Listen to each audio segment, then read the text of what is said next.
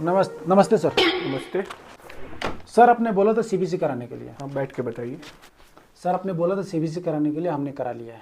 Sir इसका report आप समझा दो मेरे को। ये अब हमें दिखाने की जरूरत नहीं है। कहा सर, क्या हुआ? ये तो आप खुद भी देख के पता कर सकते हैं कि आपको कहाँ पे क्या दिक्कत है। कैसे? हमारे पास एक वेबसाइट है ca24.com। यहाँ पे आप अपनी रिपोर्ट की फोटो अपलोड करें। जिस तरीके से डॉक्टर पेशेंट को समझाता है उसी तरीके से ये आपको बारीकी से समझा देगा। जैसे आपका कौन सा टेस्ट कितना बढ़ रहा है, क्यों बढ़ रहा है, किस कारण से बढ़ रहा है, आपको क्या खाना चाहिए, क्या नहीं खाना चाहिए, कहीं आपको डॉक्टर से मिलने की ज़रूरत तो नहीं।